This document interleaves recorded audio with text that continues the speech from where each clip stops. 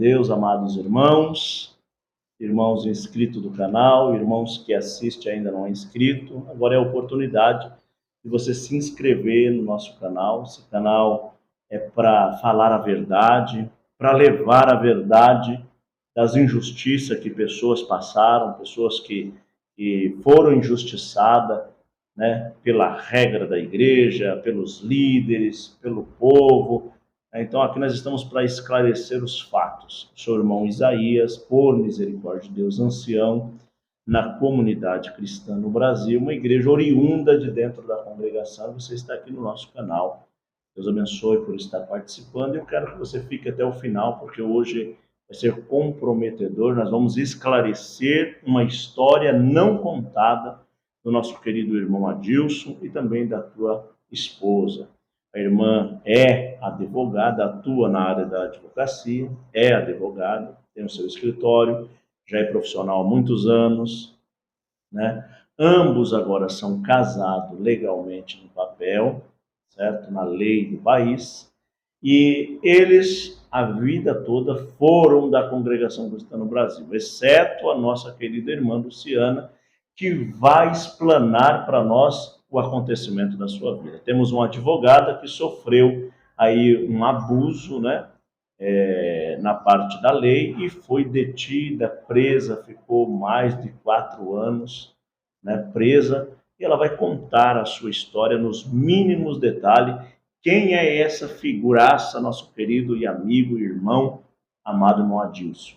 A história do irmão Adilson foi contada em São Joaquim da Barra, somente o lado A da moeda. Agora nós vamos contar o lado B, e você pode julgar aí na sua casa, você que é de São Joaquim da Barra, que conhece a regra da igreja, as pessoas que estão à volta do irmão Adilson. Então agora vamos conhecer o lado B, tá bom? Sem julgar ninguém, sem colocar nome de ninguém, mas vamos colocar em pauta esta solicitação de clareza e verdade. A paz de Deus, meu irmão, meu amado irmão Adilson. Amém. Tudo bom, Adilson? Um prazer ter o irmão aqui na minha casa, e nós participando da verdade, e a verdade vos libertará. Muitos anos o irmão esperou pela verdade? Irmãos, já faz hoje, completou 36 anos de crente na terra, onde o Senhor permitiu eu passar todo esse vitupério num sistema difícil, e hoje eu posso dizer para você que eu estou liberto na presença de Deus. Glória a Deus. Eu precisava que o senhor falasse um pouco mais alto, tá? Porque as pessoas de casa precisam ouvir alto e claro, tá? Sim.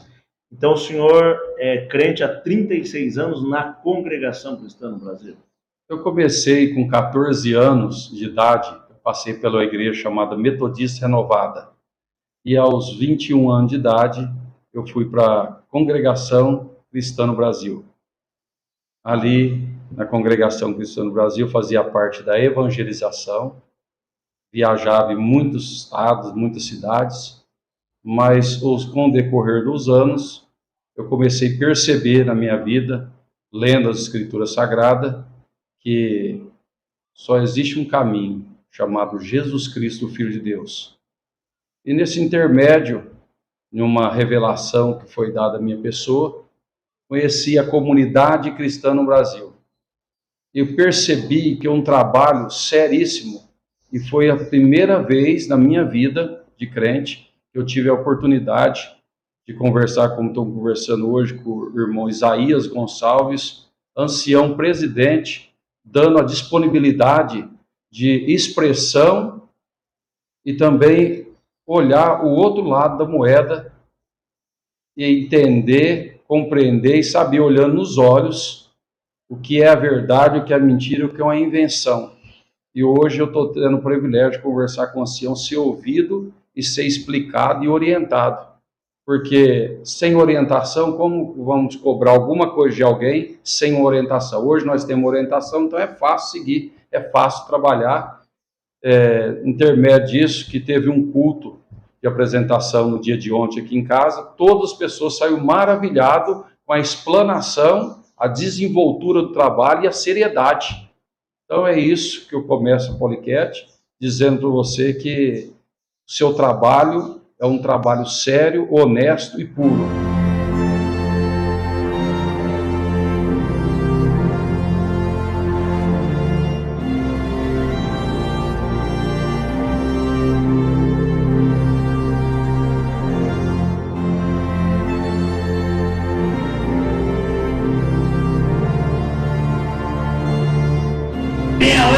montou agora e a que vai montar amanhã, que vai ter poder para arrancar alguém das garras do diabo. Não, quem tem poder se chama verdade. Eu sou o caminho, eu sou a verdade, e agora vem a vida. Então, glória, Jesus é 3 em 1, Deus Pai, Deus Filho, Deus Espírito Santo.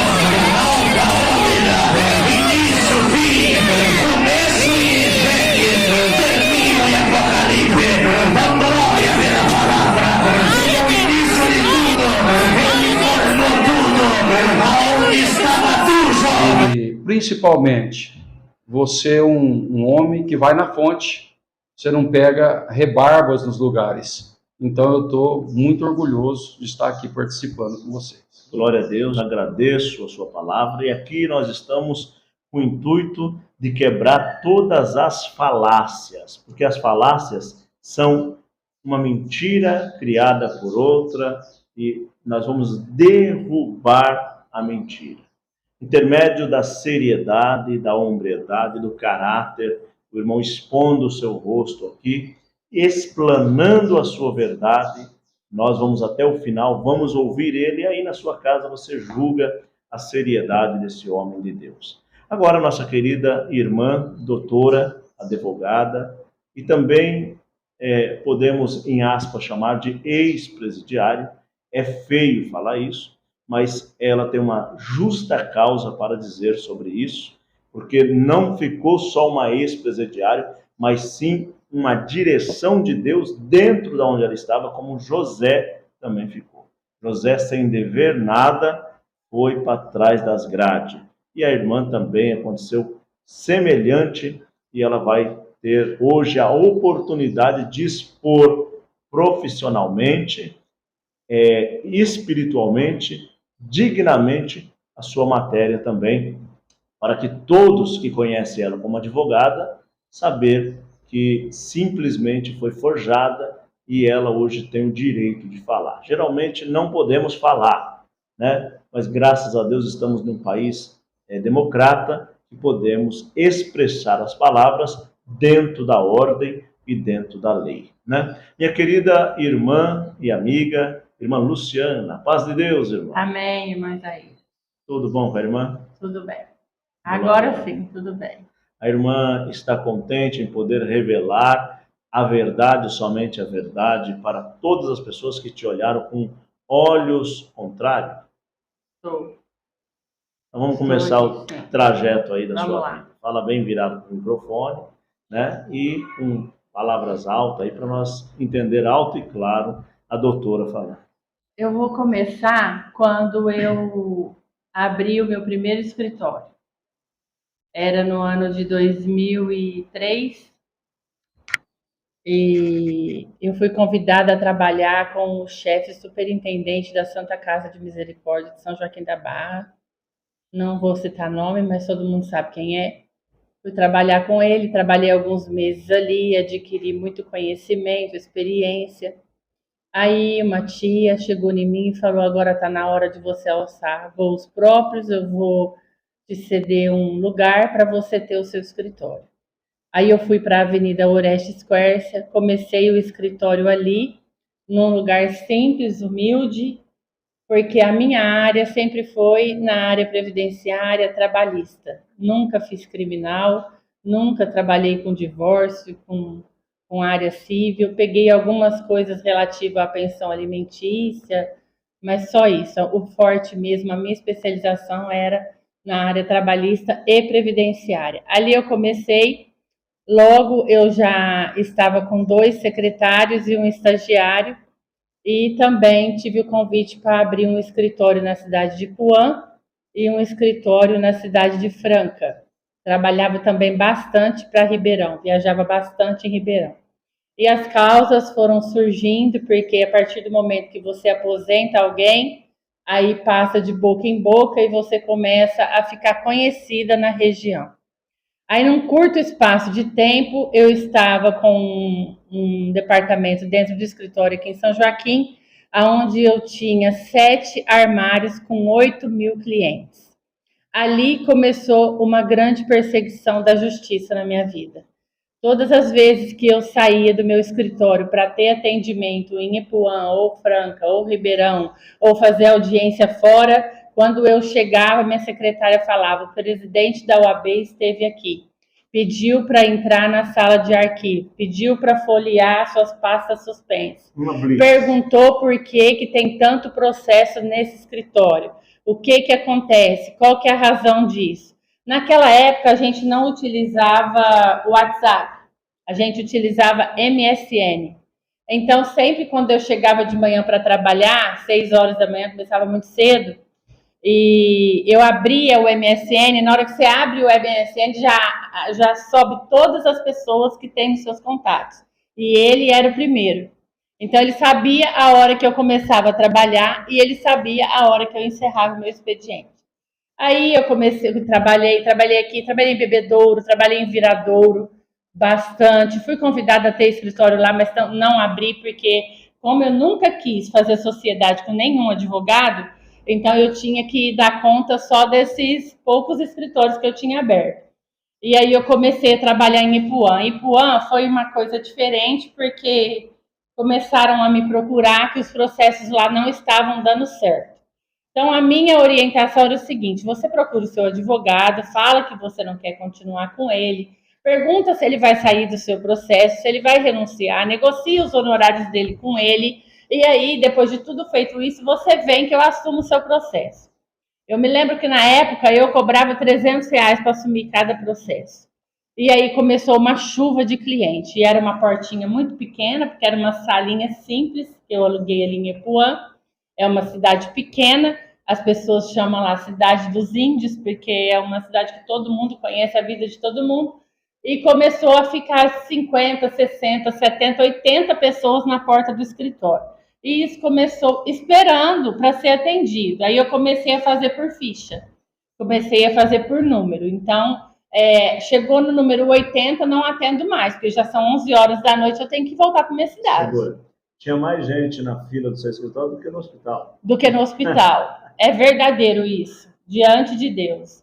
E aí começou a passar advogados em frente, começou a passar promotores, delegados, escrivães, e começou uma guerra dentro de Ipuã. Aí chegou até mim... O prego que destaca leva pancada. Pois é, mas eu estava ali na inocência. Você estava destacando o seu trabalho e criou uma série de ciúmes no caso. Aí eu me lembro que naquela época a minha filha tinha 7 anos de idade e eu não tinha condição nenhuma de fazer um aniversário para ela, porém eu estava trabalhando muito e às vezes eu fazia assim, eu pegava aquele monte de processo para fazer em Ipuã e já falava para os clientes: vocês vão ficar sem me ver 20, 30 dias, porque se eu ficar vindo toda semana, eu não vou conseguir dar entrada no processo de vocês. Porque tem os processos de São Joaquim, tem os processos das outras cidades.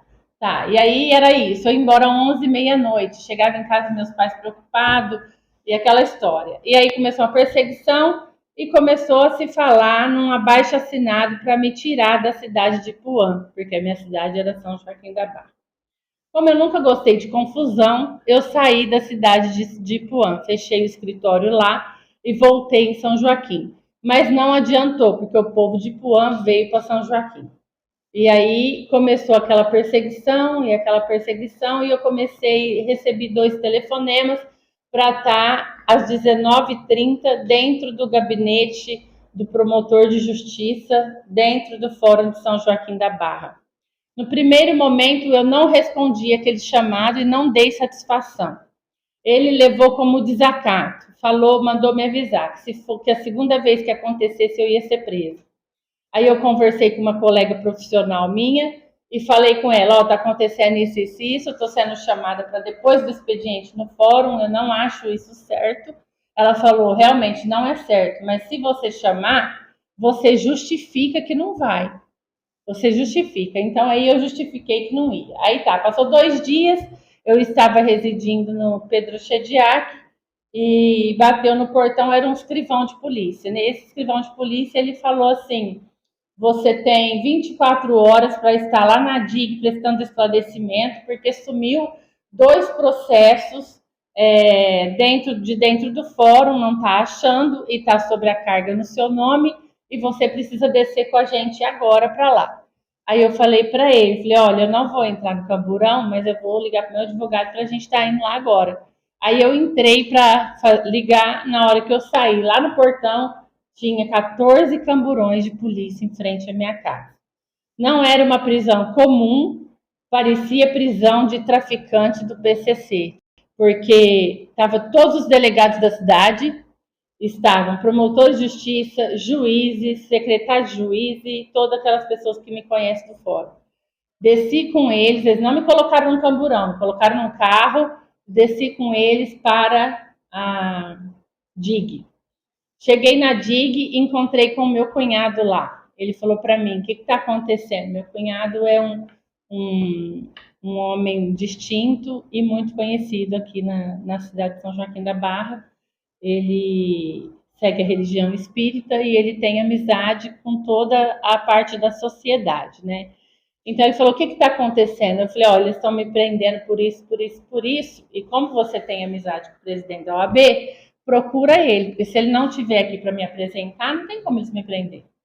Porque não tem nada que me indica que tem algo contra mim aqui nesse momento.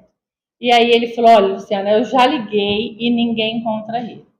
Aí o delegado a mesma coisa e falou, não, mas aí você fica aqui uma noite, qualquer coisa, se ele não aparecer, a gente vai ter que te enviar para Franca, para a cadeia pública de Franca. Ele não apareceu, ele viajou, ninguém sabia a notícia dele, tanto ele como todos os comparsas dele, né? A gente sabe quem é que estava armando tudo isso, porque nós fomos avisados antes. Estão armando para você, estão sendo feitas reuniões escondidas dentro da maçonaria para oferecer um bode para te matar. Toma cuidado. Eu nunca acreditei nessas coisas até passar por isso. Um momento. Quem que te avisou? Quem que falou isso? Dois advogados. Dois advogados que eu não vou citar o nome. Não precisa de nome. Esses dois advogados disseram que realmente, claramente, estavam armando. Estavam armando. Literalmente. Estavam armando, estavam feitas reuniões para não deixar vestígios, mas que ia acontecer. E aí nessa época, a senhora, doutora, não era crente, não era evangélica? Não era crente, não seguia nenhuma religião. Só fazia meu serviço no escritório, cuidava da minha filha de 5, 6 anos de idade e morava com os meus pais. Era isso, era uma vida simples, tranquila. Não, nunca fui mulher de balada, de namorar um, namorar outro, era só isso daí minha vida, era trabalhar e cuidar da minha filha. E aí eu fui presa, fui para essa cadeia pública de Franca. Na verdade, foi presa sem acusação. Sem acusação. Acusação sem prova. Acusação sem prova, só por causa do processo que sumiu. Depois eles acharam esse processo. Porém, eu continuei presa. Aí tá, eu fui presa na cadeia pública de Franca, só que eu conhecia algumas pessoas que estavam lá e o delegado pegou e falou para mim, eu vou te deixar 2 noites aqui na frente até resolver essa situação, porque eu preciso saber como é que nós vamos fazer com você. Porque lá na cadeia pública de Franca, na época, tinha uma celinha na frente que ficava apartada das outras detentas, né? Que era só um chão de concreto ali e um banheiro sem estrutura, sem nada. E aí, passou esses 2 dias, o juiz de São Joaquim da Barra, eu não vou citar o nome dele. Já falecido. Já falecido. Ele foi até lá. Ele saiu de São Joaquim da Barra, cancelou todas as audiências dele naquele dia e foi até lá. Aí o delegado falou assim para mim, nossa, você é muito odiado. Porque o juiz saiu lá da sua cidade, veio até aqui, pediu para ver aonde é a cela que eu ia te colocar. Ele falou que não é para ficar longe das outras detentas, que é para ficar na pior cela da cadeia. É lá que ele quer que você fique. Esse juiz era evangélico? Não, nada. Não. Aí eu falei, tudo bem, delegado, que eu tiver que passar, eu vou passar. Aí entrei e fui. Só que o delegado ficou com medo. Por quê? Quando você está numa fase de conhecimento dentro de um processo, você tem prisão especial. Agora, quando você já é julgada, sentenciada, condenada, aí você já não tem esse direito. Aí você tem que fazer parte da população. Então, o que ele falou? Luciana, eu não posso deixar você sair da cela. Eu vou colocar você numa cela. Eu não tenho cela de estado maior aqui. Então, eu vou colocar você numa cela e você vai ficar nessa cela sozinha. Só que você não vai sair para nada, nem para jantar, nada. Eu vou passar tudo pela grade e o que você precisar, você bate, manda chamar, que a gente vem até você. Porque, veja bem, se você sair da cela para participar de um culto, para participar de uma refeição e alguma detenta te machucar, o sistema vai vir em cima de mim. Aí foi isso que aconteceu. Fiquei nessa cela. Até então não tinha como lavar uma roupa, não tinha contato lá fora com os meus pais, com a minha família, nada. Aí tinha um carcereiro que era de São Joaquim da Barra, ele mesmo fez o contato para mim, com a minha família, para estar levando pelo menos a roupa para eu vestir para ficar ali. Quantos dias, doutora, ficou nessa cela? E 35 dias. 35 dias nessa cela isolada. Isolada. Mas aí teve um porém. Tinha uma moça chamada Fabiana, da cidade de Morro Agudo.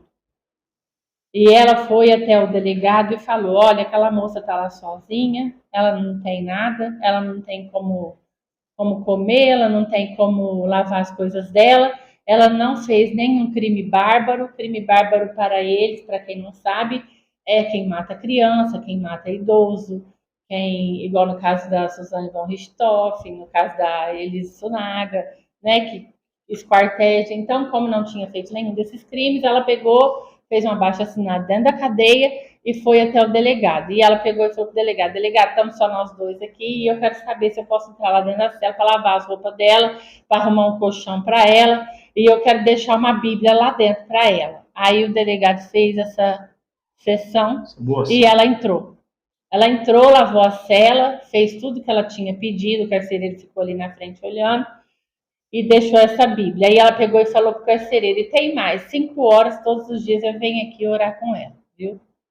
E aí eu não sabia. Aí, essa moça, desculpa, doutora, essa moça era evangélica de qual igreja? Assembleia de Deus. Assembleia de Deus. É. Então, porque tem um problema. Então, todo mundo na cadeia é evangélico. Ou quando é na cadeia, vira...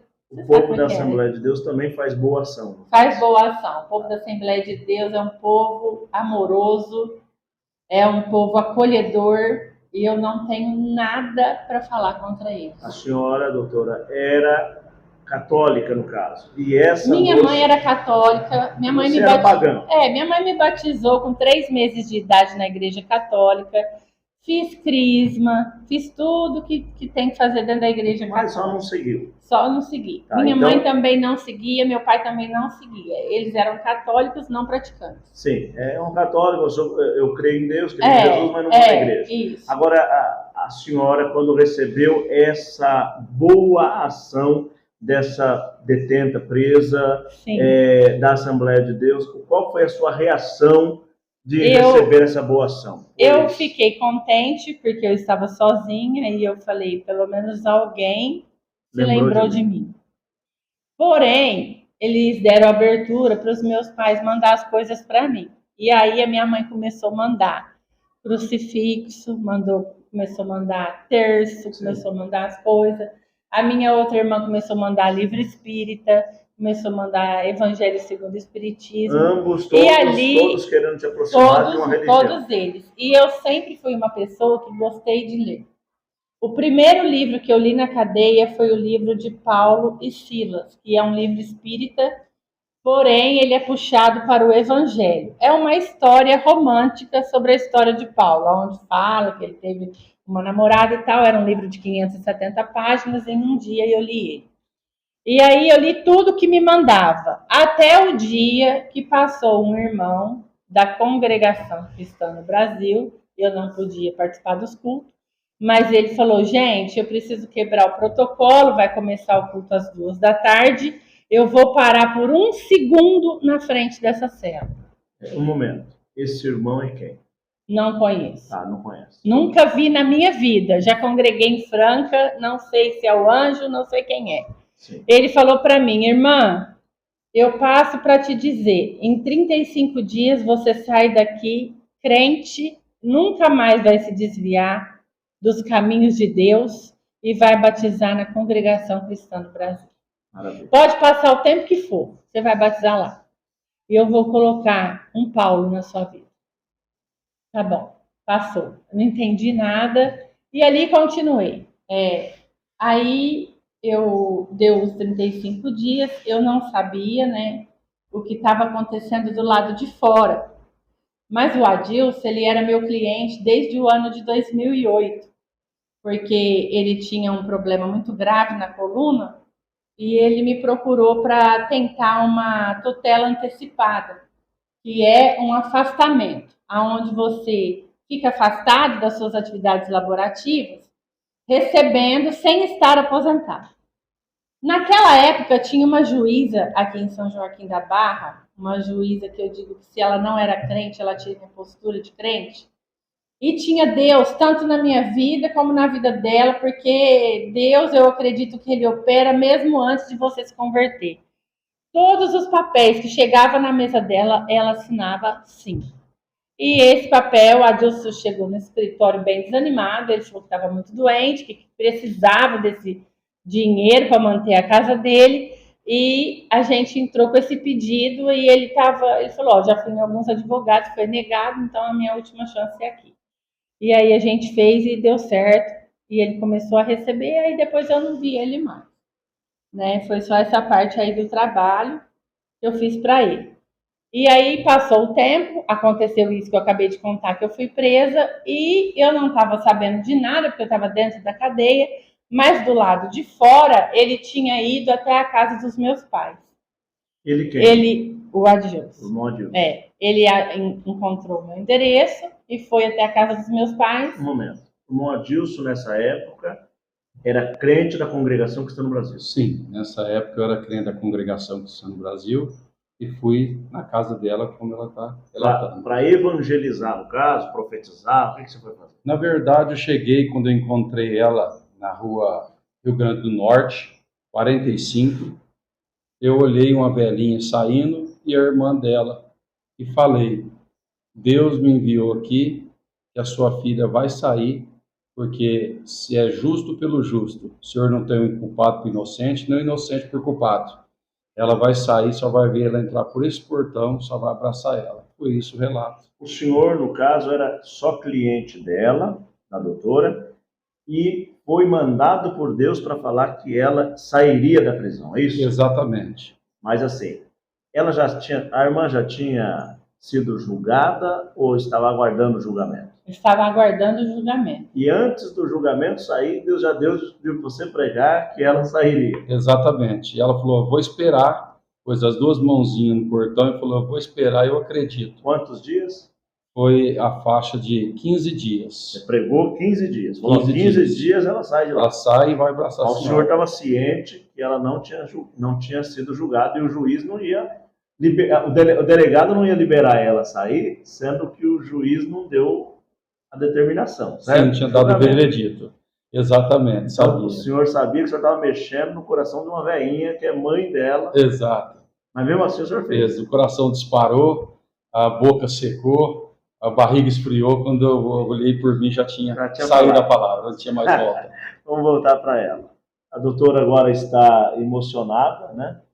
A irmã, neste momento, está emocionada de saber que, mesmo sem a ordem do juiz, dando a deliberação dela sair, Deus tomou esse servo de Deus, pregou que dentro de 15 dias ela sairia de lá. Vamos ver o que acontece agora dentro desses 15 dias. Pode falar, irmã.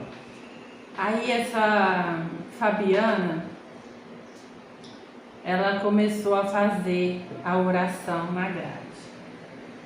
Só que aí, na hora que ela sentava em frente à grade, do lado de fora, com a grade fechada, trancada, eu sentada pro lado de dentro. E aí se juntou todas as detentas pro lado de fora junto com ela, numa só voz, tocando o Salmo 91.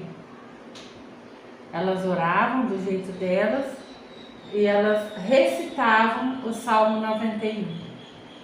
1, 2, 3. E elas falavam, irmãs, vocês creem que quando a gente recitar a 7ª vez, assim como foi na muralha de Jericó, vai ouvir uma voz e a nossa irmã vai voltar para casa. E assim foi, quando a gente recitava a 7ª vez o Salmo 91, houve um barulho no chapão que vinha lá da delegacia e o delegado gritava: Luciana Lara Luiz, arruma suas coisas, que a sua família está te esperando. Seu alvará de soltura saiu. Espera um pouquinho só. O servo de Deus foi lá no portão sem saber de nada do que estava acontecendo pro lado de dentro, porque a irmã estava presa e não podia sair de dentro daquelas grades. Recebia as visitas da grade, que era só as pessoas que podiam visitar, eram os detentos, eram os que estavam presos, né? Então, dentro desses 15 dias, a profecia que o irmão aqui fora profetizou, não sendo namorado, nem sendo esposo, sendo somente um cliente e um servo de Deus. 15 dias Deus estava trabalhando lá dentro, as detentas cantaram e daqui a pouco canta também o alvará, né, de soltura da serva de Deus dentro desses 15 dias. Foi isso? Foi. Aí ele abriu o chapão ficava bem longe e no chapão você não pode entrar se você não for detento e nem funcionário. Ele pegou e me mostrou as minhas 2 irmãs e elas chorando.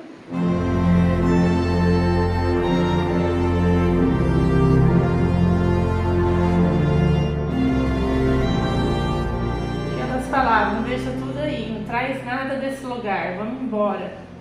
Aí a gente foi embora para casa, até chegamos em casa, tinha uma festa com toda a família, regada, churrasco, cerveja, e eu tinha feito um voto com Deus na minha simplicidade dentro da cadeia. Falei, se Deus existisse, se realmente tinha sido Ele que tivesse morrido na cruz, e que tivesse ressuscitado, e que tivesse feito tantos milagres, e que tivesse aparecido para Maria Madalena, que tivesse aparecido para aquela mulher que estava com uma filha miseravelmente endemoniada, se fosse Ele que fosse me tirar dali, que eu queria que Ele me desse as mãos quando abrisse o chapão, e que nunca mais se soltasse das minhas mãos, que tudo que Ele me pedisse eu ia fazer. E assim foi, saí daquele lugar, quando eu vi aquele churrasco, aquelas bebidas, eu senti nojo, e eu falei, isso não agrada a Deus. E começou. Aí eu saí daquela casa, porque aquela casa que eu morava era uma casa luxuosa, era uma casa onde eu pagava R$ 1.500 de aluguel, com piscina. Falei, essa casa já não comporta mais a minha vida. Como meu pai precisou pagar advogado, ele pegou dinheiro emprestado com meu cunhado, e eu tinha um Vectra na época, e ele vendeu o Vectra, pagou o meu cunhado e ficou com o restante do dinheiro para ele. E eu saí daquela casa, peguei os meus 2 filhos e fui para a casa dos meus pais morar lá. Isso no ano de 2013. E isso para mim foi uma guerra, uma luta muito grande, porque você voltar para a casa dos seus pais depois de tudo que tinha acontecido, é muito importante frisar que na minha família nunca existiu nada que pudesse colocar alguém dentro de uma cadeia. Meu pai sempre foi um homem que andou reto com as coisas dele. Na minha família nunca teve nenhum problema com a justiça. Então, era como se eu fosse a ovelha negra da família e passei a ser julgada dentro da minha própria casa. Comecei a morar com os meus pais, aí as minhas coisas não cabiam na casa dos meus pais, eu encaixotei tudo, fiz um baú, coloquei todas aquelas roupas chiques, luxuosas, aqueles objetos de luxo, aquelas joias, e guardei tudo. E aí era época de Natal, era a época que aquele povo comemorava Natal, comemorava essas festas pagãs, e eles saíam de casa para comemorar, mas eu tinha que ficar, porque porque quando saí em prisão domiciliar, ainda não tinha sido julgada. Eu me lembro que nessa noite de Natal estava eu, meu filho de 1 ano de idade, minha filha de 5 anos. Os meus pais saíram para festejar essa festa e nós não tínhamos nem o leite para tomar. Eu fui dormir e falei com eles, Deus vai me dar um sonho, glória a Deus. Deus vai me dar um sonho e vai suprir a nossa necessidade. E o Senhor me deu um sonho naquela noite, onde eu via muitas araras de lojas de boutique, e eu via minhas roupas penduradas naquelas lojas, naquelas araras, e o Senhor falava no meu sonho: você vai vender todas as suas roupas. Eu não quero você usando nenhuma dessas coisas mais. Vou trocar seu guarda-roupa, vou trocar até o semblante do seu rosto. E assim foi. Eu acordei de manhã, tirei as minhas roupas do baú, lavei, passei, fiz um grupo no Facebook, um grupo online de brechó, e coloquei aquelas roupas à venda. Eram roupas caríssimas, mas em uma semana o Senhor colocou 14 mil reais na minha mão e saldou todas as minhas dívidas, e eu comecei do zero. Um momento. Como a senhora, doutora, estava detida, estava presa, mas com liberdade assistida, estava dentro de casa, já depois da profecia que Deus deu para o irmão Adilson, dos 15 dias, então a senhora não poderia voltar a trabalhar no escritório que a senhora tinha de advocacia, é isso? Não. Quando eu fui presa, eu não perdi a minha carteirinha da OAB. Eu continuei com ela. Se alguém quiser consultar, o número é 193416. É só entrar no site da OAB, digitar o meu nome, Luciana Lara Luiz Silva, vai sair lá, ativa. Por que a senhora não pôde, mesmo estando judicialmente na liberdade assistida, voltar para o escritório trabalhar? Era o seguinte, o escritório eu montei na frente da casa dos meus pais, porém era férias forenses, dezembro, janeiro.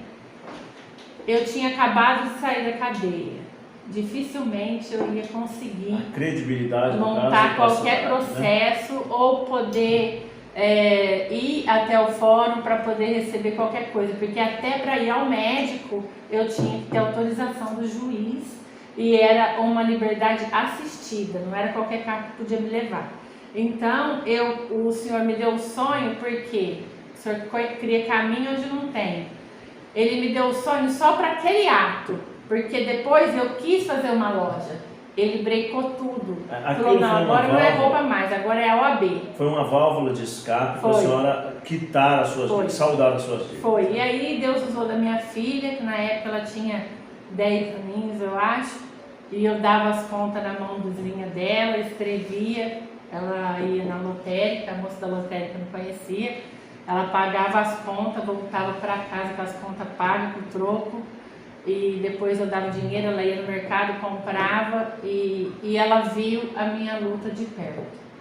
Aí em diante, o Adilson, passou um tempo, o Adilson me procurou, dentro da casa dos meus pais, mas como advogada. Ele conversou com a minha mãe e falou, olha, eu preciso conversar com ela, porque tem um bilhete lá no balcão do fórum, que todos os processos dela foi passado para tal advogado. E como eu sou cliente dela, eu não quero passar para esse advogado, eu quero que ela continue com o meu processo. Então eu preciso saber dela se ela vai continuar ou se ela vai parar. Aí ele entrou no escritório, né? Aí eu falei para minha mãe ficar junto, porque eu saí da cadeia com medo do ser humano. Eu tinha medo de todo mundo. Então eu falei, mãe, fica aqui porque eu vou conversar com ele e eu vou resolver. Aí ele começou... Nesse tempo, a senhora tinha ficado quanto tempo presa? 35 dias. 35 dias a primeira vez, a senhora foi presa depois, né? Aí depois foi de novo, no mesmo processo, mas porque teve o recurso, né? Depois eu quero chegar nesse ponto também. E aí ele começou a conversar comigo e eu falei para ele, não, seu processo está assim, assado, ele já tinha recebido os atrasados. Não tinha recebido os atrasados ainda, ele estava só recebendo mensal, e eu falei para ele, não, eu vou continuar, meu OAB está ativa, está tranquilo, e tal, né? Aí eu me lembrei de uma secretária que eu tive um acidente de carro anos antes de acontecer isso. Eu tinha uma audiência em São Joaquim no mesmo horário da audiência em Ituverava. Não dava para eu estar em São Joaquim e em Ituverava. Aí o que eu fiz? Eu fui para Ituverava, porque eu falei lá ia ser mais rápido. Aí eu volto rápido e faço em São Joaquim. Na volta eu tive um acidente de carro, o carro capotou 3 vezes, vinha uma Scania que virou em L, só não morri porque o plano de Deus não era aquele. E aí, nessa hora desse acidente, ele estava dentro do escritório conversando com a minha secretária. E ele falou para ela está sofrendo um acidente agora. Bom, Adilson. E eu estou orando por ela já tem uma semana, porque Deus me contou que o adversário quer matar ela. Um momento. Adilson, como que foi isso, essa visão, essa revelação que Deus te deu? Na hora do acidente estava acontecendo, você estava lá no escritório dela. Eu tinha orado a Deus, buscado ao Senhor numa virtude acima do normal. E eu falei com Deus, essa mulher, ela não pode acontecer nem algo no fio de cabelo dela. Porque o Senhor prometeu para mim que ia fazer uma grande obra material, muito grande. E se acontecer alguma coisa com essa mulher, como é que vai cumprir essa obra, sendo que eu estou esperando uma porção, uma parte financeira e está na mão dela? Deus falou, vai lá e prega a vida da secretária, fala que ela não vai morrer, porque já está uma semana que eu estou orando por ela. Então está profetizado aqui que ela não vai morrer. Eu falei, só até aqui, e saí do escritório e fui embora. Naquele momento estava acontecendo um acidente com a irmã, a na doutora rodovia, onde? Qual rodovia? De Ituverava em São Joaquim da Barra. Aí tá, o carro deu entrada em São Joaquim da Barra, PT, perca total. Eu não sofri um arranhão. Só desacordei porque bateu no, como que chama, no airbag, e ali eu fui protegida e ali o carro foi embora, né?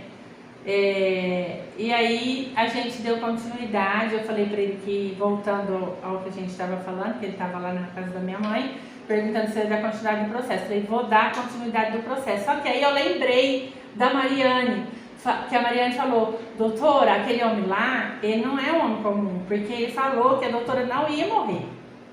Então, ele é um homem de oração. E ele estava ali na minha frente perguntando o processo dela, meu e dele, né? Aí eu olhei para minha mãe, olhei para ele, e eu falei, você é homem de oração? Que até então ele nunca tinha falado nada, né? Porque e a doutora sempre... também não era crente. Não, ele sempre conversava com a gente no escritório de cabeça baixa. Ele não olhava no nosso rosto.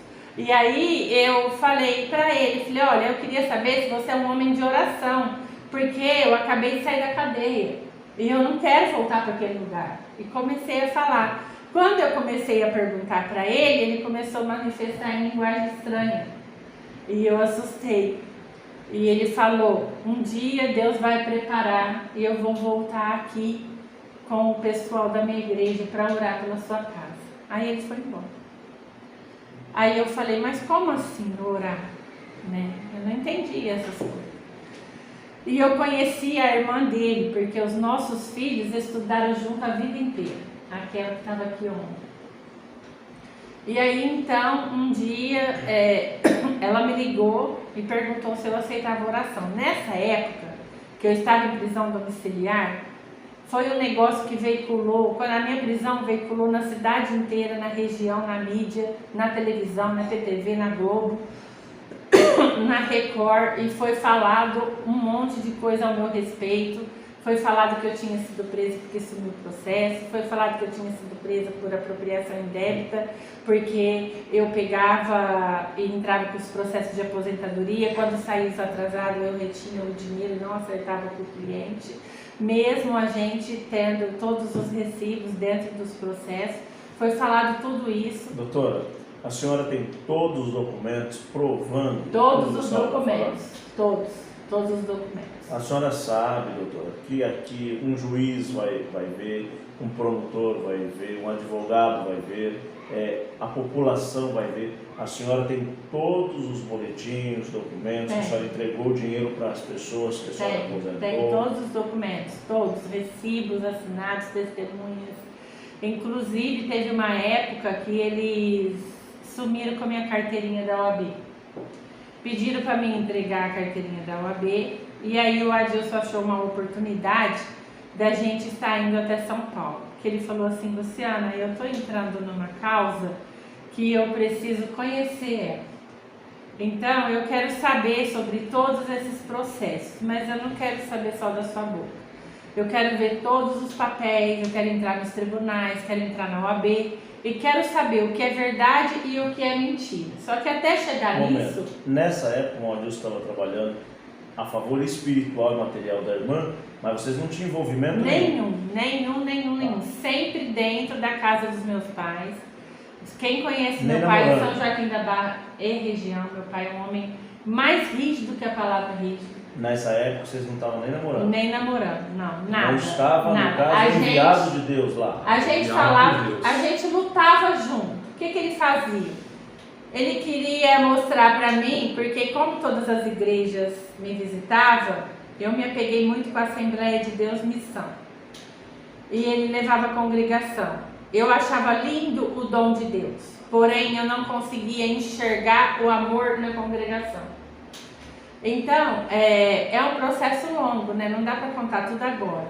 Mas depois, no final de tudo isso, quando eu recebi a minha liberdade e não fui condenada em primeira instância, eu fui à congregação num culto para agradecer, né, pelos irmãos terem ido na minha casa, trabalhado em prol da minha alma. Mas eu não fiquei na congregação, eu fui para a Assembleia. Eu fui para a Assembleia, tá. Mas quanto a isso, a gente foi para São Paulo. Nós fomos no prédio da OAB primeiro para saber aonde estava a minha carteirinha. Porque no sistema da OAB estava ativo. Na casa do advogado em São Joaquim ninguém achava. Na OAB ninguém achava. Aí a gente foi lá. Aí ela pegou e falou assim... Ela mostrou um documento para nós dois. Já mandei essa carteirinha 4 vezes para São Joaquim da Barra. Está assinado aqui. E tinha assinatura de presidente da OAB, de secretário adjunto, de tesoureiro, tudo pessoas que moram nessa cidade. E não se achava essa carteirinha. Aí, por fim, ele falou para a moça, você não vai mandar mais lá. Na hora que ficar pronta a emissão, nós vamos vir buscar pessoalmente. Porque se mandasse, ela extraviava. Sem a carteirinha não posso trabalhar. Porque veja bem, eu acabei de voltar da prisão. Se eu chegar no fórum para pegar um processo, eles vão falar, me dá tua identidade profissional para pegar o processo para você levar. E aí eu não tenho ela comigo. Então eu não posso pegar. Então a gente foi. E aí assim foi feito. A gente foi na OAB, pegamos a carteirinha em mãos e trouxemos ela. Depois a gente entrou nos tribunais. Aí a gente conheceu todos os gabinetes, a gente foi ver todos os processos, 42 processos que entraram contra mim, os processos que entraram na OAB para tirar. A intenção deles era excluir eu do quadro dos advogados, porque excluindo eu do quadro dos advogados, sendo um processo de conhecimento, nunca mais eu sairia da cadeia. Essa era a intenção deles. Me parar, mas não me parar de qualquer forma, me parar de trabalhar. Eles não queriam que eu trabalhasse mais. Tá, a gente foi, o Adilson viu tudo. Só que até chegar nesse ponto, a gente já tinha contratado vários advogados para me defender aqui em São Joaquim. Aí, todos eles perderam prazos. A gente chegou a perder, acho que 3 ou 4 carros, né? Pagando advogados. Chegava na hora H, faltava na audiência. Chegava na hora da audiência, perdia prazo. Chegava na hora H e o rapaz, um advogado a indicaram, a próprio Tribunal de Ética de Ribeirão Preto indicou um advogado de Ribeirão que era bom nessa causa, nessa área, e a gente procurou ele nos cobrou todo mês, a gente depositava certinho para ele. Ele pegou e comunicou, olha, não teve jeito, eu estava muito assoberbado de serviço, perdi o prazo no seu processo. Aí eu sabia, porque eu acompanhava, aí eu peguei e falei, e agora, doutor? Comecei a chorar. Ele pegou e falou, agora é cana. Doutora, eu preciso fazer uma pergunta para a senhora, apertar um pouco a senhora, porque nós estamos ao vivo. Sim. Né? As pessoas estão vendo e elas vão interrogar. A senhora disse que nós perdemos carro, perdemos isso, perdemos... Quem é nós? Nós é o seguinte, quando ele me procurou e falou que queria conhecer a minha causa, a condição financeira dele era melhor que a minha. Dele quem? Do irmão Dele. Adilson. Do irmão Ele Adilson. chegou no meu pai e na minha mãe. Ele já estava separado, já estava morando com o pai dele. E ele pegou e falou com meu pai e com minha mãe. Ele falou, eu quero investir nela e eu tenho um mandato de Deus acerca da sua filha. Eu não posso deixar ninguém tocar nela. E eu tenho uma missão dada por Deus. Eu sei que vocês não vão acreditar que vocês são católicos, mas eu vou até o fundo com ela. Eu vou aonde tiver que entrar. Se eu tiver que entrar no inferno, eu vou entrar para trazer ela de volta. Então ele deu tudo o que ele tinha. Então o irmão Adilson, na parte financeira, ajudou a financiar a inocência da serva de Deus, é isso? Sim, quando eu encontrei ela, como eu sou construtor civil e trabalho de guarda, eu não tinha disponibilidade de ter todo o conhecimento que ela tinha. Então eu falei para ela, dos 42 processos que você tem, eu preciso de um advogado que é acima de você, acima de qualquer um daqui. Então nós conhecemos um homem chamado Edson Roberto Reis, um profissional de alto padrão, Depois de muito tempo. depois de algum tempo, e esse advogado eu levei os processos para ele, juntamente com ela, e ele olhou e falou, não, a causa dela é justa, simplesmente porque perdeu o prazo, e esses recibos aqui consta todos, e nós vamos ganhar todos deles. E quem parecer na frente, porque agora tem competência, o escritório dele, um escritório subdesenvolvido, tem 7 advogados, um para cada tipo de situação, civil, criminal, e ali quando eu vi a sinceridade daquele homem, eu vi no brilho dos olhos dele, Deus falou no meu coração, esse é o homem. O senhor é um homem honesto, Sim. eu falo que o senhor chegou a arrepio. Eu queria perguntar para o senhor, da onde é esse advogado, quem é ele, qual cidade que é? Porque as pessoas vão contestar a veracidade. Esse advogado, ele chama Edson Roberto Reis, é de Bauru, uma competência que eu nunca vi. Está vivo? Hoje, está vivo, está atuando. É um homem que ele atua segundo a lei do país. Se não tiver na lei do país, ele não atua.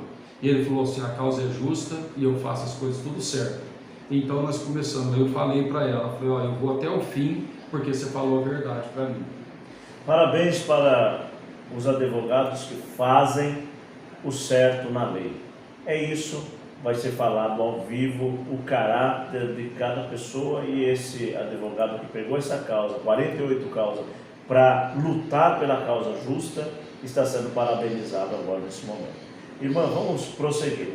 Esse irmão então pegou a sua causa material e espiritual, mas vocês não tinham nenhum caso, nem namoravam, nem casaram, nada disso. Os dois anos até então ele ficava vendo eu fazer umas coisas que ele não aceitava, mas ele deixava. Porque ele soltou uma profecia dentro da casa dos meus pais e falou assim, você vai conhecer a mentira, mas você vai vir para a verdade. E eu lembro que uma vez eu ganhei uma causa e os meus honorários eram 50 mil reais. Eu fui de 5 mil de dízimo na Assembleia. Ele pegou e falou, você está errada. Aí ele me deu uma aula sobre o dízimo e tal. Então, tipo assim, eu não sei explicar o sentimento, porque eu cheguei a ajoelhar e falar com Deus, Senhor, quem é esse homem? Porque eu me via como a viúva de Sarepta. Um homem que passou 3 anos e 6 meses com uma mulher, sem tocar nela, sem fazer nada de namoro, de noivado, de nada com ela, porém querendo o bem dela, querendo que ela fosse justificada, entendeu? E aí o que acontece? Ele tinha alguns bens, porque ele sempre foi um homem de não gastar dinheiro, ele não gosta de gastar dinheiro em hipótese alguma. Aí a irmã está dizendo que ele então tinha uma condição melhor e estava ajudando a irmã. Além de ter a condição melhor, ele tem a atitude. Meu pai e minha mãe já estavam velhos, eles não tinham força para isso. Então, ele entrou, conversou com os meus pais e falou, ó, eu vou até o fundo, vou procurar saber, vou nisso, vou naquilo, vou nisso, vou naquilo. A gente contratou vários advogados aqui da Redondeza, todos eles nós perdemos dinheiro. Chegamos a perder quase tudo. E aí então a gente conseguiu alguns advogados de Araras que também não deu conta do caso. todo advogado que entrava aqui no sistema de São Joaquim da Barra era comprado e perdia os prazos. Aí a gente falou, nós vamos orar para o senhor preparar um advogado que é imparcial, que ele tem que chegar, não pode ter causa aqui na região, a favor dele nem contra, e ele tem que entrar com tudo. E aí o senhor preparou o doutor Edson Roberto Reis, que ele é da cidade de Bauru, ele é conselheiro regional dos ministros do Superior Tribunal de Justiça, ele é na época presidente da OAB de Bauru, e ele é criminalista, ele trabalha só nessa área de criminalista. Aí ele falou assim, eu atendo vocês, não tenho horário na minha agenda para esse ano, mas se vocês puderem, às 21 horas. Pegamos o carro, deixamos a Laura com os meus pais, o Adilson falou, confia, só confia, não questiona nada. Pegamos todos os processos e fomos para Bauru. Chegamos em Bauru, eu sei que a gente saiu de Bauru, era mais de 1h da manhã. E ele pegou e falou para nós, eu vou entrar nessa causa porque é uma causa justa, porém, pode acontecer de você ir presa. Por quê? Porque eu estou pegando a causa para mais da metade. O advogado que estava advogando para você, ele já fez a bagunça no processo. Eles atuaram de forma para você ficar presa. Então agora eu vou ter que desfazer isso. Se eu tivesse pegado o processo do início, nem presa você tinha sido. Quem estava preso era quem te colocou preso. E nisso, advogados aqui iam nos clientes, pegavam a assinatura dos meus clientes e pegavam e recebiam os meus dinheiros, os meus precatórios, né? Tem advogado aqui no bairro que montou escritório com precatório meu, entendeu? Isso tudo tem processo para pegar tudo de volta, né? E aí o doutor Edson assumiu o caso e começou, e aí ele falou, Luciano, eu não tenho uma boa notícia, aquele promotor de justiça que te persegue, ele recorreu da decisão, o seu processo está no Superior Tribunal de Justiça, eu vou recorrer, mas alguma condenação vai vir de lá, você pode esperar, fica preparado. Aí quando ele falou isso, o Adilson falou assim, vixe, então agora vamos pro lado espiritual, vou te levar em todos os lugares que eu sei que Deus fala. Aí ele começou, né? Mas a gente nunca viajava sozinho, a gente sempre estava com a família dele, ou com parte da minha família, ou com irmãos, tudo junto. E aí ele me levou em todos os lugares que eu não preciso nem estar, não, meu irmão já deve conhecer, Uberaba, Uberlândia, Montes Claros, todos os lugares onde tinha o dom de Deus, onde tinha um homem que era revestido para falar, e não adiantava, todas as palavras eram uma só, ou era para fugir para o Egito, ou era Pedro é livre da prisão. E na minha mente só vinha assim, para Pedro ser livre ele tem que ser preso. E aí o medo, né, já toma, porque cadeia é uma coisa, penitenciária é outra, completamente diferente. E aí os dias foi passando e qual é a diferença? Veio uma saber, sentença. A senhora a doutora sabe o que é, mas as pessoas que estão vendo, muitos são leigos, não entendem do assunto. Qual a diferença de penitenciária e cadeia? A cadeia, a pessoa, ela fica ali esperando uma vaga para ela ir para penitenciária. É que tem muitas coisas que rolam ali dentro que eu não posso falar aqui. Não precisa abrir, só a explicação. A explicação assim, a cadeia é pior do que a penitenciária é pior do que a cadeia. Qual? Não, a cadeia é um lugar sem lei. E a penitenciária tem lei. No caso da penitenciária que eu fui presa, não era uma penitenciária chefiada pelo Marconi. Era uma penitenciária chefiada pelo sistema militar. Tá, no caso... Então, para mim, que não sou criminosa, para mim foi uma penitenciária boa. Agora, se eu sou criminosa, se eu sou do tráfico, se eu sou do PCC, aí eu iria para uma chefiada pelo PCC, que para mim seria melhor. Se eu fosse criminosa, seria melhor. Agora, no meu caso, não. Ali era um comandante militar que tomava conta, e era agente carcereiro, e tinha regra, e tinha horário, e não podia desobedecer. Se desobedecesse, ia para o castigo. Se fosse para o castigo, era mais 2 anos de pena. Vamos lá. Penitenciária é pior do que a cadeia, ou cadeia é pior do que a penitenciária? É assim? É pior. Qual? Penitenciária. Penitenciária é pior do que a cadeia. Você E a fica cadeia, no junto caso, com... já é chefiada já por um comando, no caso, né? No caso, o comando está lá dentro, ele manda e desmanda lá dentro, ele faz entrar o que ele quer e o que ele não quer. Tem a regra, assim, do comando. A regra do comando. E a senhora agora, a senhora ficou 40 dias, é isso? 35 dias na penitenciária, agora a senhora foi detida. Aí agora chegou a sentença. Vai para 13 anos de prisão. Agora direto direto na cadeia. Direto para a penitenciária de Ribeirão. A minha vaga ela já chegou para a penitenciária de Ribeirão Preto. 13 anos de prisão. Aí no caso eu era primária. Réu primário. E eu não ficaria, o meu crime não era crime hediondo, então eu não ficaria 2/5 dessa pena, eu ficaria 1/6. Então eu teria que ficar 1 ano e 8 meses e depois sair em liberdade condicional, eu vinha assinar carteirinha. Tá. Só que quanto mais eu ficava lá, mais BO chegava. E chegava BO aqui, chegava BO ali, e o Adilson vinha me visitar e falava assim, ó, o doutor Edson falou que entrou, e tinha um juiz, que era o juiz da vara das execuções criminais, doutor Hélio Ravagnani. Ele negava todos os pedidos que tinham o meu nome. Todos. Entrou com pedido porque minha filha é autista e os meus pais não tinham condição de cuidar dela, ele negou. Entrou com todos os pedidos e foi indo. E aí chegou um dia e o Adilson falou pra mim, ó, Luciana, é o seguinte, o advogado ele tá trabalhando incessantemente, porque eu vejo ele trabalhar. Então, o que acontece? A causa é material e espiritual. Então eu só te peço uma coisa, não toma remédio para dormir, não faça nada com a sua vida, apenas sobreviva, que eu estou do lado de fora lutando por você. Nessa época, doutora, a senhora já era batizada ou não? Ainda não, isso aí foi no começo. Aí foi a história assim, Adilson, você não sabe o que aconteceu. A congregação entrou dentro do presídio. Os cultos da congregação que estão no Brasil entrou dentro do presídio. No caso foi um negócio diferente, porque eu nunca tinha visto aquilo na minha vida. Pegava, a gente estava dentro de um alojamento, ali eu já estava no semiaberto, e aí vem a diretoria total da cadeia e fala, olha, vai ter uma reunião no alojamento e quem não comparecer nessa reunião vai para o castigo. É uma opressão, né?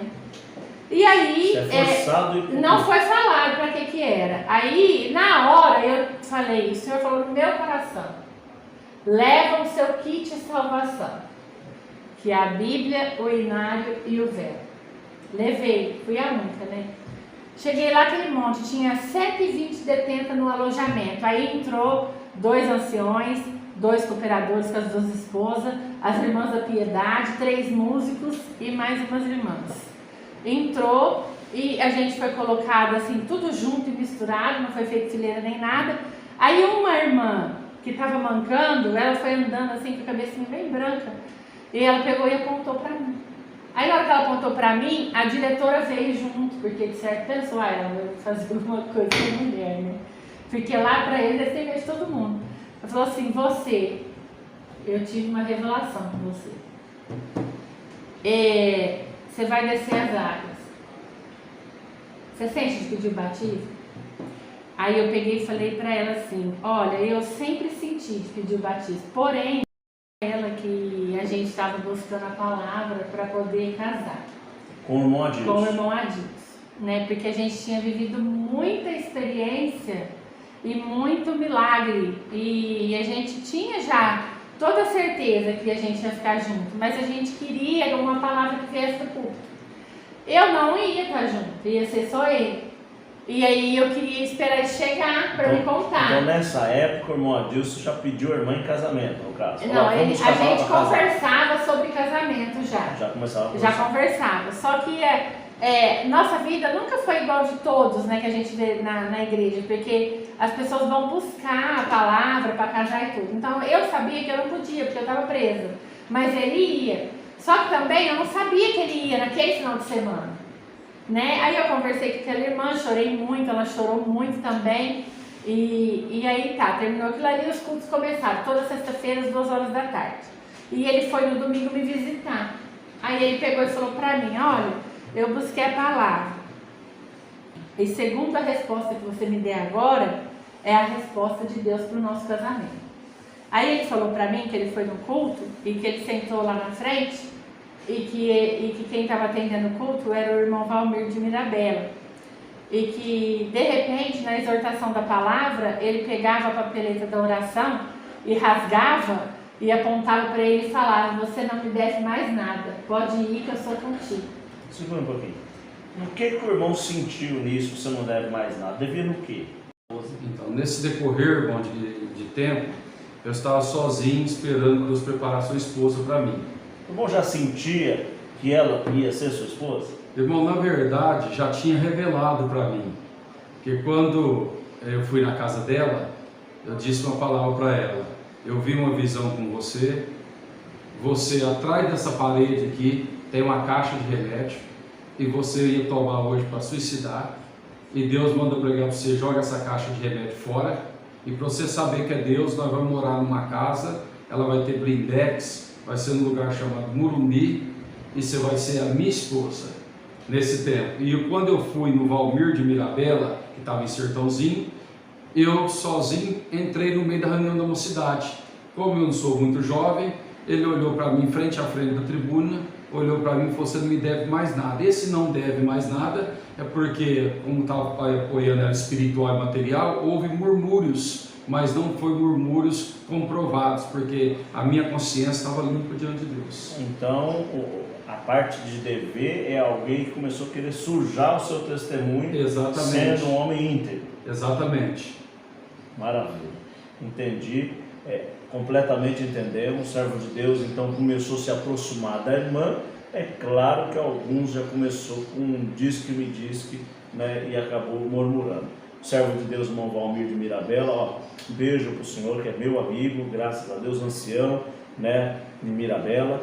Então ele pregando, rasgou o pedidinho de oração e disse: já está pago, não deve nada, e pronto, agora vamos começar uma nova história, né?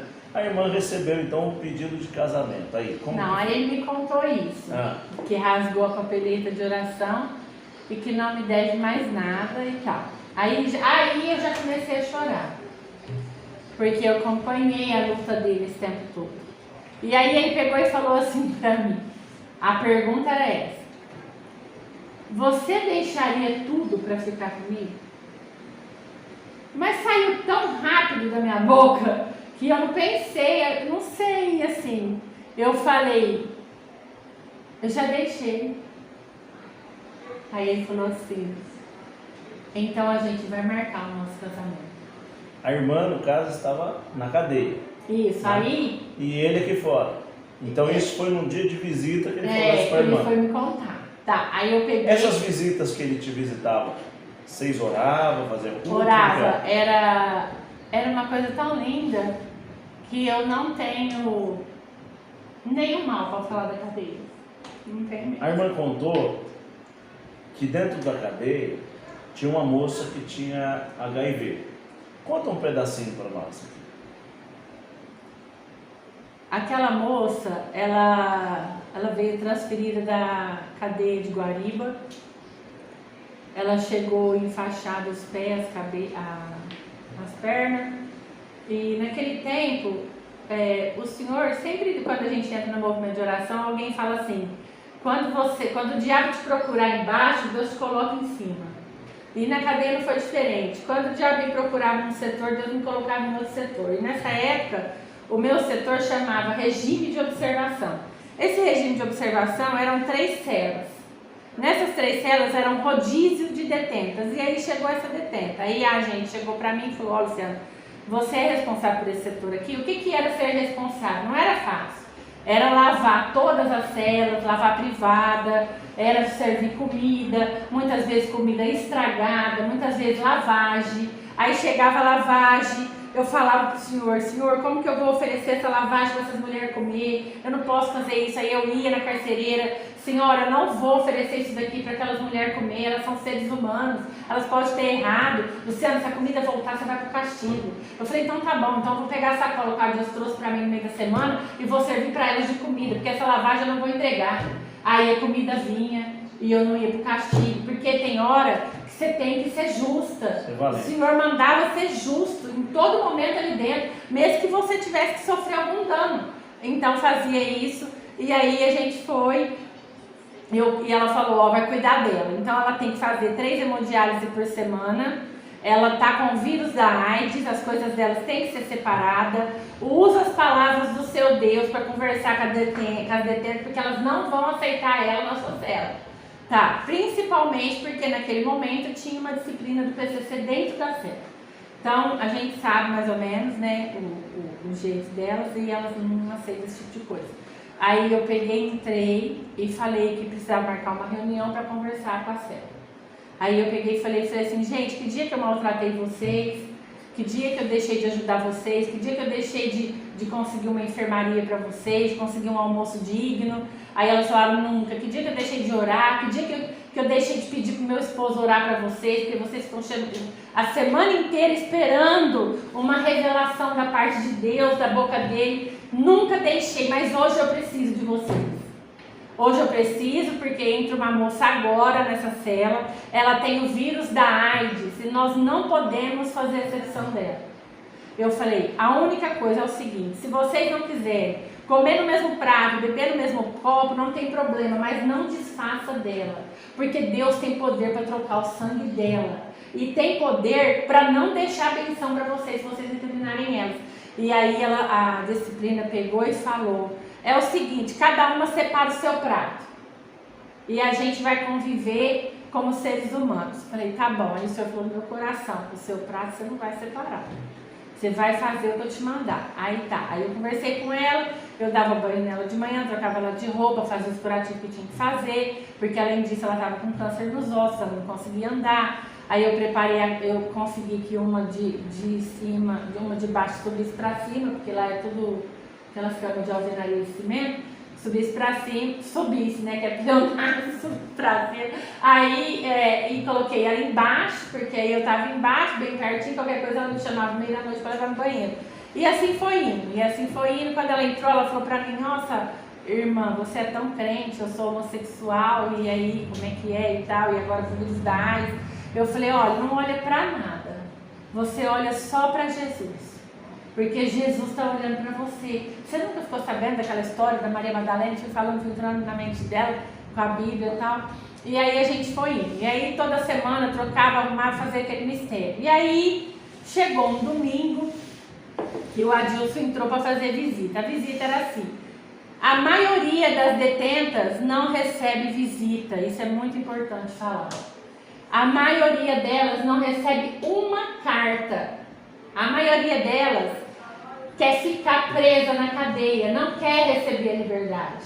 Muitas receberam a liberdade, foram para o mercado, roubaram um shampoo e voltaram para a cadeia, porque não tinha para onde ir, porque os pais não têm paciência mais, não querem mais. E aí o que acontece? Quando chega uma carta, é a mesma coisa que chegar uma visita. E o Adilson mandava carta toda semana. Ele mandava carta espiritual. Então, teve uma vez que ele mandou sobre as 7 igrejas da Ásia. E aí tinha que pegar a carta e ler em voz alta para todas elas, porque elas queriam entender, elas queriam saber o que estava acontecendo ali. E aí, essa moça também. Então, essas coisas iam entrando na mente dela.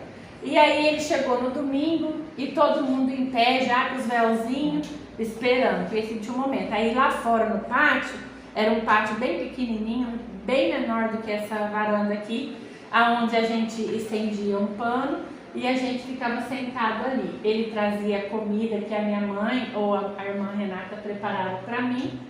A comida chegava tudo mastigada, né? Porque aí ele passava lá na frente, elas bagunçam tudo a comida para ver se tem drogas, se tem as coisas.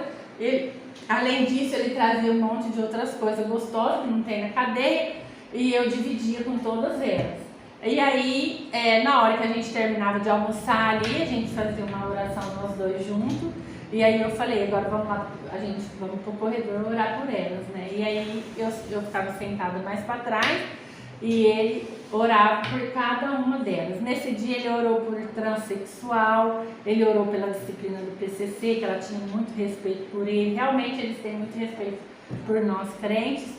E da hemodiálise, mas ela estava deitada, né? Ela não levanta. E orou por todas elas. E ele profetizou que a da disciplina do PCC ia ser uma pregadora da palavra de Deus. Depois, uma que estava lá, estava grávida de um chefe do PCC, só que era de outro chefe, do rival do marido dela. E ele falou para ela, tem até um dinheiro, tem até um passaporte comprado para você ir embora para o Paraguai com esse rapaz. Aí ela dobrou o joelho, começou a chorar e aquelas revelações terríveis, profecia. E eu peguei e falei com Deus, Senhor, pelo amor de Deus, faz 4 anos que eu estou aqui, não aguento mais. Eu preciso de uma profecia também. Falei no meu interior, ele olhou para mim e falou, quinta-feira eu venho te buscar.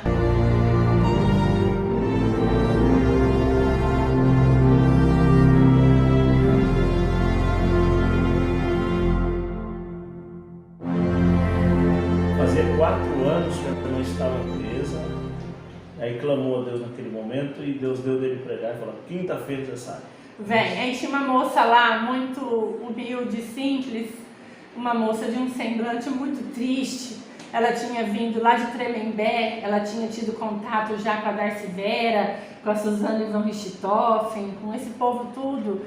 E aí ela foi lá só para fazer uma audiência, e aí ela pegou e falou, ai Luciano, eu gostei tanto de você, eu pedi minha transferência para cá, mas a minha prisão é de 80 anos e eu não vou ver meus pais tão cedo. Mas aí o senhor uniu o Adilson e os pais dela. Então o Adilson chegava em Ribeirão, parava na casa dos pais dela, esquentava comida e eles iam os 3 para a penitenciária fazer visita para nós. E ali Deus ia entrando, porque eles eram católicos, e o Adilson orando por eles também. E aí o que acontece?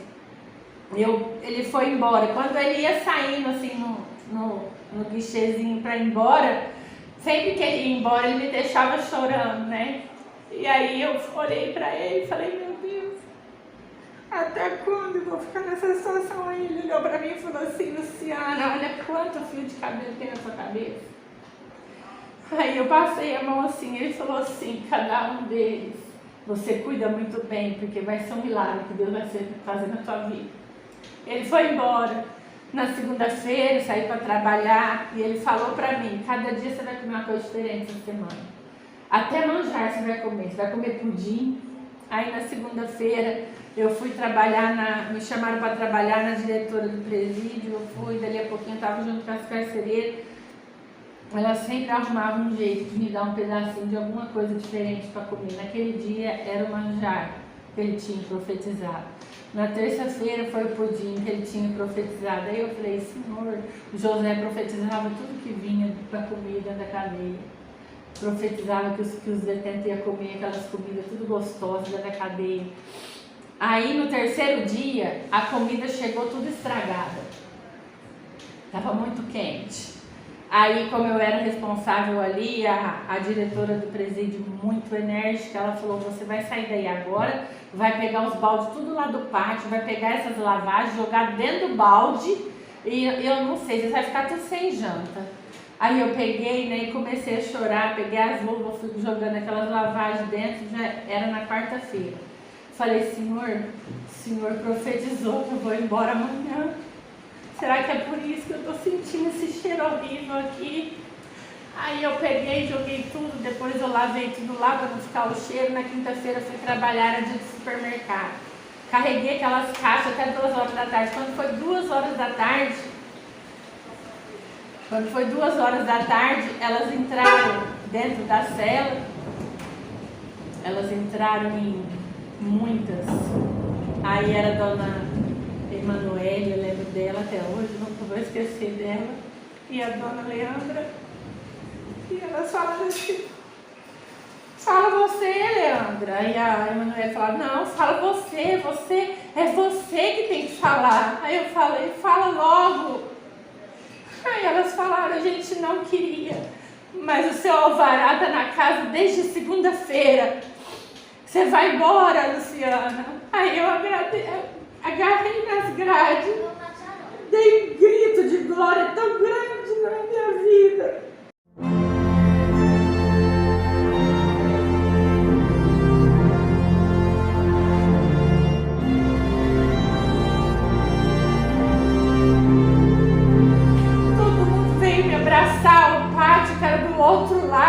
presídio, começou a gritar: a Luciana vai embora, a Luciana vai embora. E comecei, eu tinha feito uma compra muito grande, uma compra de acho que mais de R$700 para me manter ali naquele mês. Aí eu falei: Viviane, você vai distribuir entre aquelas que não tem visita, que não tem carta, que não tem nada. Não vou levar essa compra, não vou levar nada comigo. Tudo que é meu você divide. E eu falei: Senhor é fiel, o Senhor está na vida do meu marido. Falei em alto som, falei: quem falar do meu marido vai ter com Deus.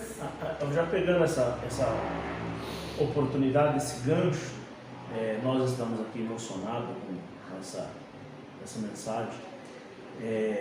Vocês casaram, a irmã falou meu marido, porque vocês casaram dentro da cadeia? Foi. Como que foi? Conta e aí eu falei: que jeito será que é o casamento dentro da cadeia? Porque se fosse na cadeia, aí tem casamento normal, tem véu, tem festa, na cadeia tem tudo isso aí. Agora na penitenciária não tem. Na penitenciária chega o oficial do cartório e aí ele pergunta quem que você vai querer ali de testemunho no momento. E aí foi 2 agentes penitenciários que eu tinha uma comunhão com elas. Vocês casaram lá dentro. Aí eu assinei, quando o oficial chegou, o Adilson já tinha assinado os papéis, as 2 testemunhas dele também já tinham assinado, aí faltava eu assinar e as minhas 2 testemunhas. Aí depois de 3 dias chega a certidão de casamento. Glória a Deus. Isso foi dia 14 de outubro de 2006. E no dia 22 de dezembro de 2006, às 1h20, eu estava descendo as águas. Glória a Deus. Batizou também dentro da cadeia. Uma outra pergunta. Existe a visita, né? Depois que casa, dentro, uma visita íntima. Vocês nunca tiveram essa visita íntima? A visita que o senhor ia lá, o senhor ia em qual sentido? Mesmo casado?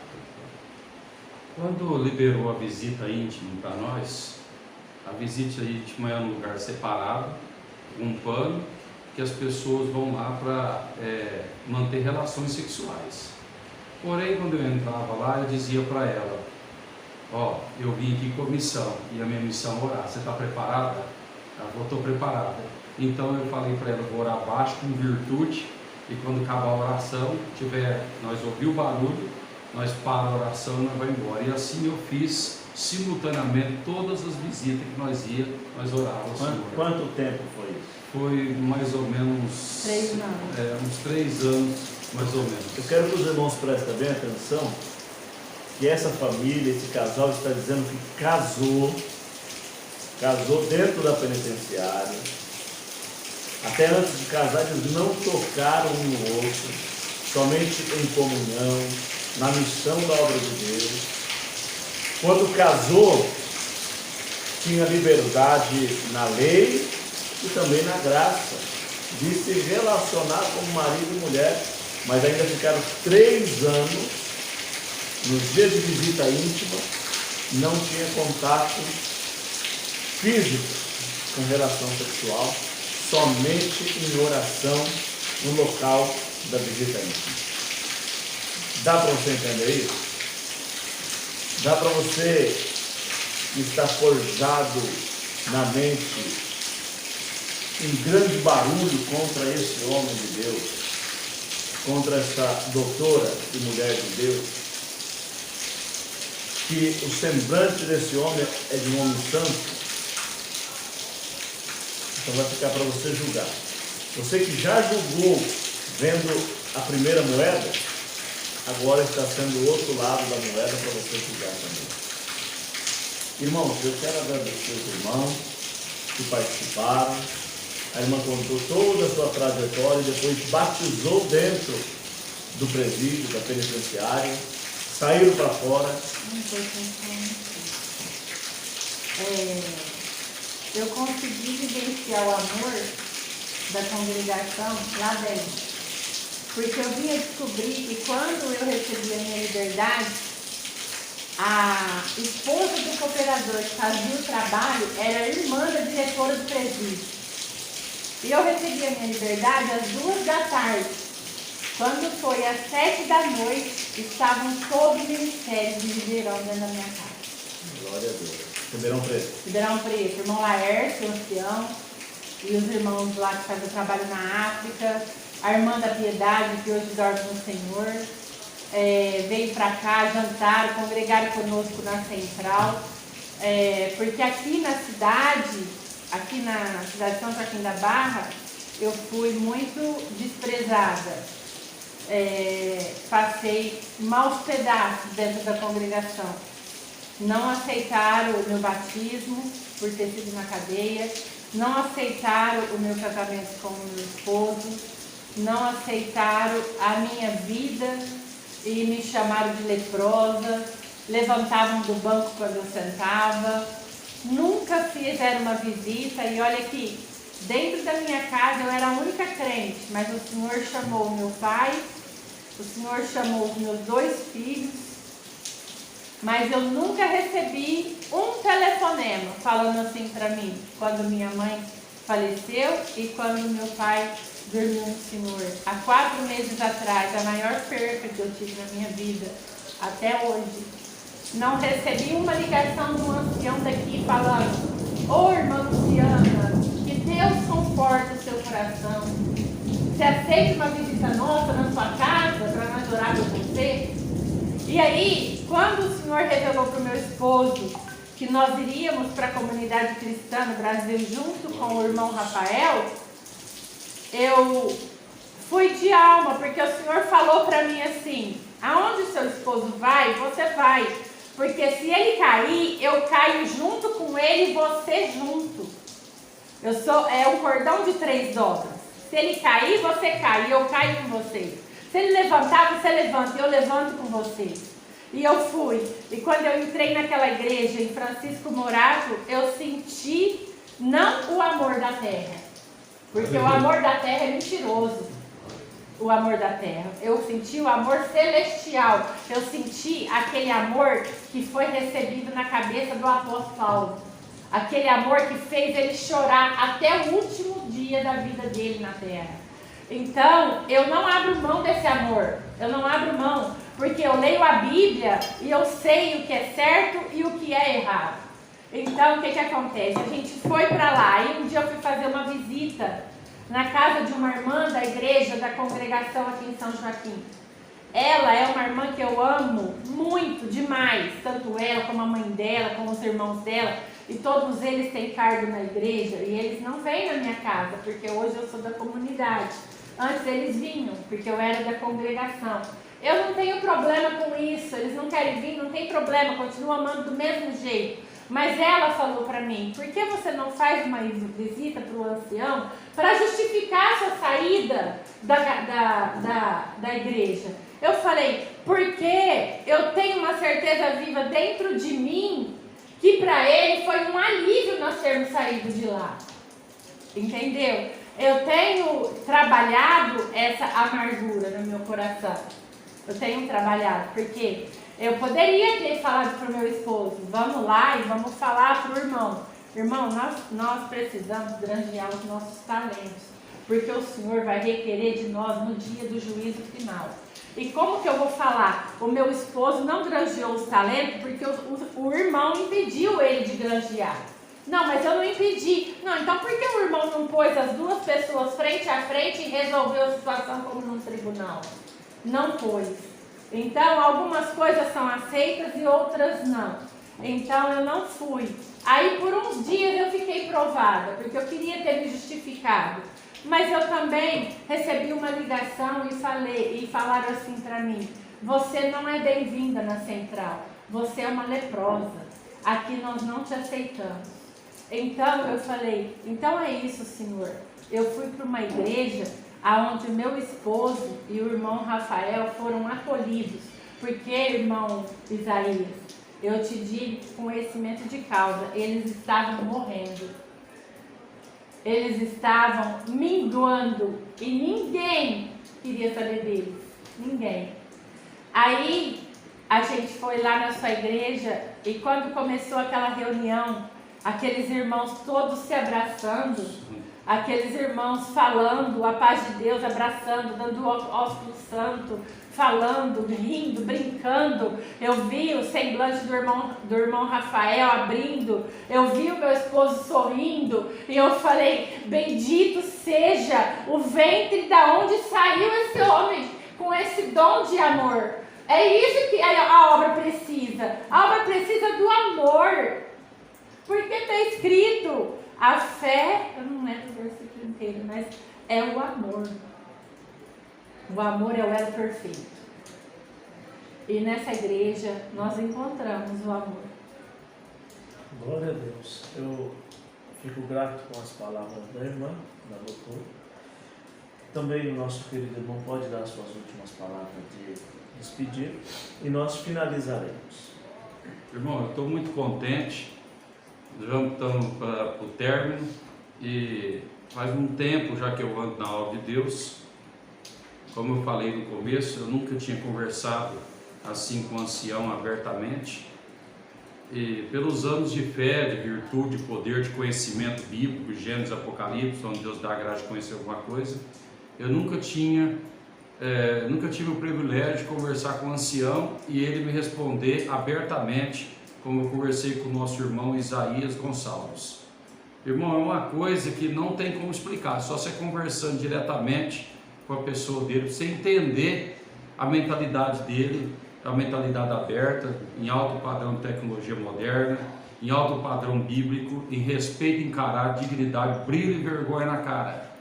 Vou ser sincero com os irmãos, passei a vida correndo de ancião, ia no lugar, não pode dar um glória alta, não pode dar um aleluia, não pode expressar a virtude, não pode expressar o poder, o dom. Então o meu dom hoje está aparecendo na internet, está aparecendo numa live, alguma coisa, mas sempre fui recuado no canto.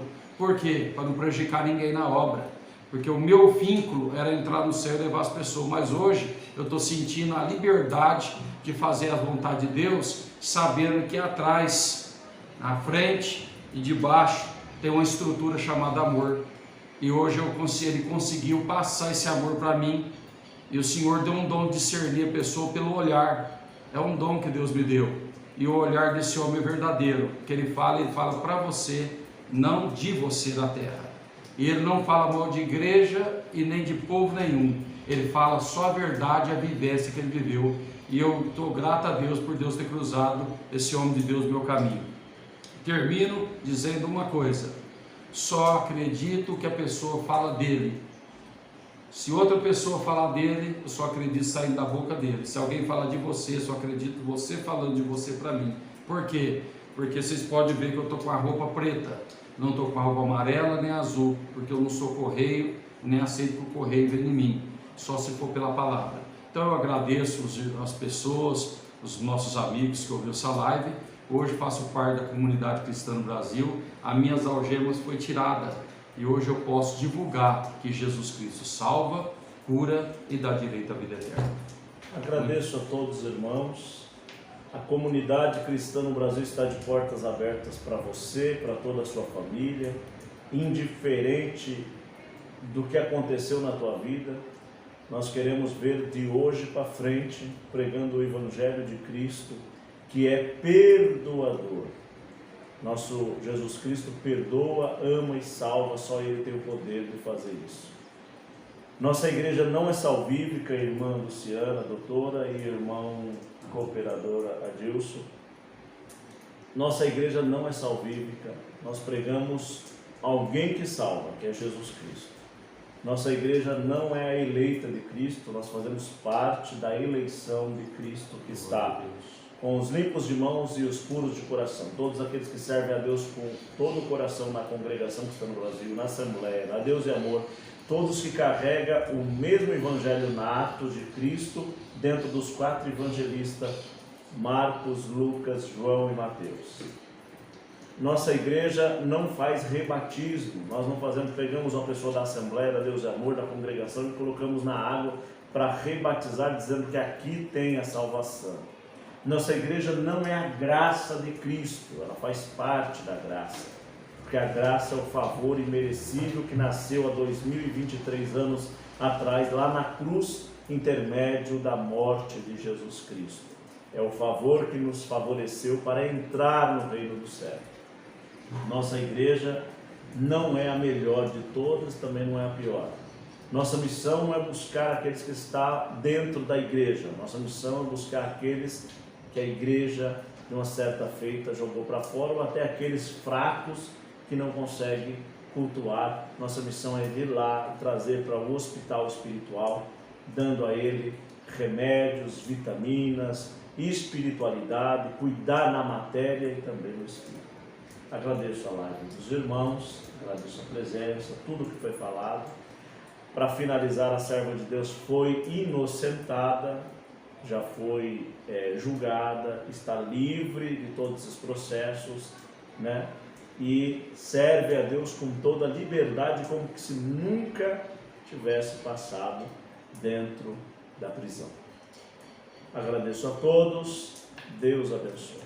Amém.